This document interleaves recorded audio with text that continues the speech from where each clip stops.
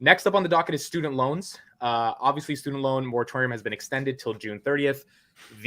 There's some federal court in Texas that said Biden's $500 billion plan to wipe out $10,000 per borrower was illegal. And so Biden pushed the student loan moratorium, and he's asking the Supreme Court to take a look at it. Stephen, can you start with your updates? And then I want to talk about the breakup of the court. Not to get super political, but I do want to talk about if we think the court is going to rule in favor of this. But can you talk a little bit about your updates? Yeah, so this is not political. I never try to share political views. This is strictly the facts based on the information that we have.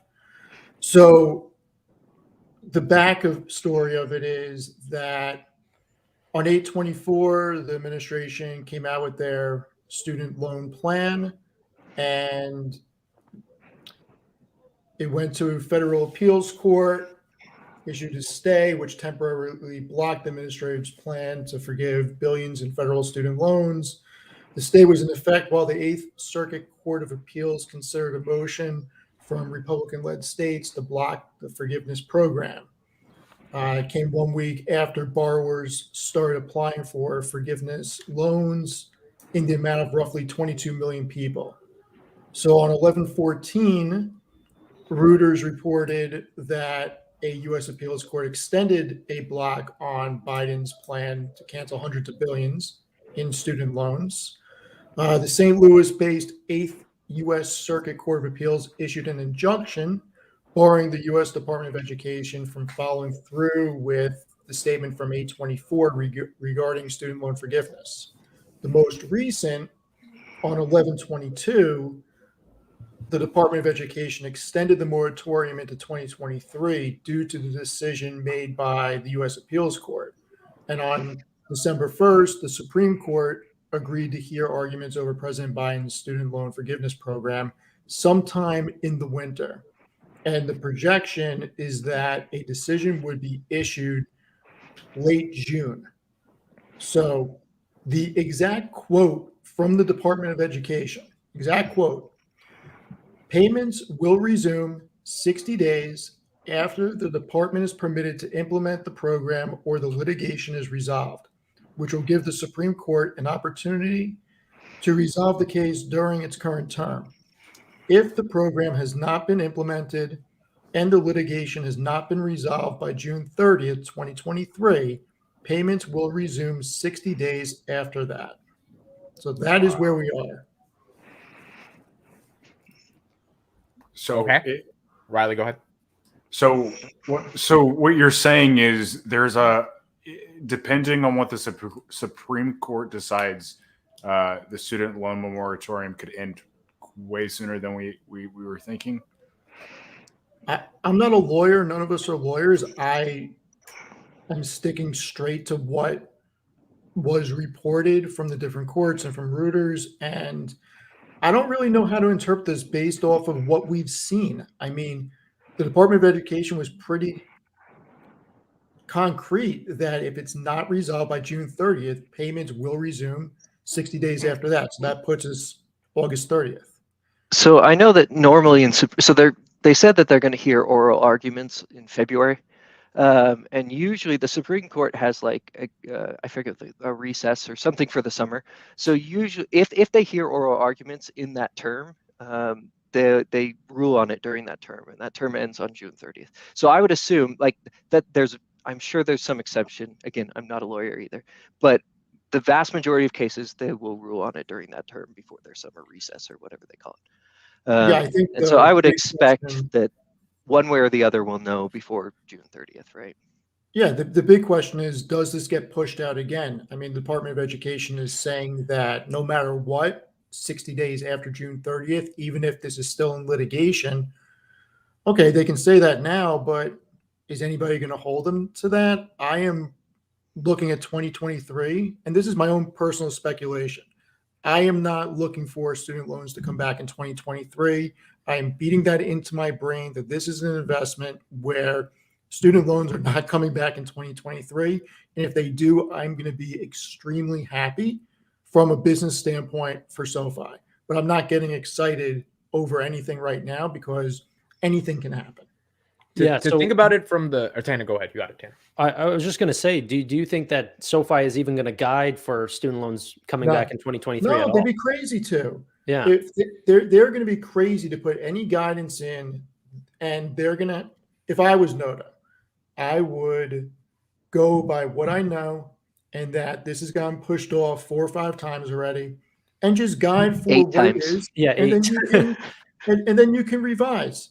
If it looks like this is going to come back, you revise. You don't get hurt doing that. You get hurt by saying, okay, it's going to, worst case scenario is August 30th, so we'll get 4 months of originations. And then it doesn't happen, and then you have to guide down. They're not going to do that. Well, so what did you think about what happened with 2022? Because what happened whenever, it got pushed another time, whenever it was final extension, then got extended again. In 2022, Anthony Noto came out and they said, well, we're not guiding for student loans at all in 2022, which seemed to be the case until Q4, which now they're doing conferences and saying that they did put student loans into the guidance at the back half of Q4. So now they're expecting to fall behind in Q4 because they did do what they said they weren't doing. I don't know if anyone saw that. That was Chris Lapointe speaking at. Did he say that publicly, or was this like just conversations in between the company? Like, No, it was at No, the Credit Suisse, the technology conference that just happened. I'm During- hoping he misspoke. During they have in the quarterly earnings reports, you can go back and they say that they expect a small originations bump near the end of Q4 because they will be resuming in January. So that was public. They've talked about that previously before the Chris Lapointe conference this week. And that could be like what happened in Q1 when everybody thought it was going to end, and you saw the uptick in Q4. Yeah, And look, maybe they baked that in, maybe they didn't. We'll see in a month or so.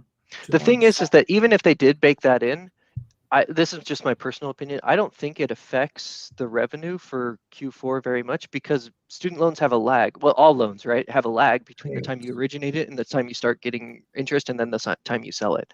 And so I do think that they would have sold a few more loans in Q4, student loans, than they will now because they'll be originating less, right? So in order to make their balance sheet look the way they like it to look, right, they keep a level of student loans on their balance. But I think for the most part, it's not going to affect it that much. That's just my take. So I would agree.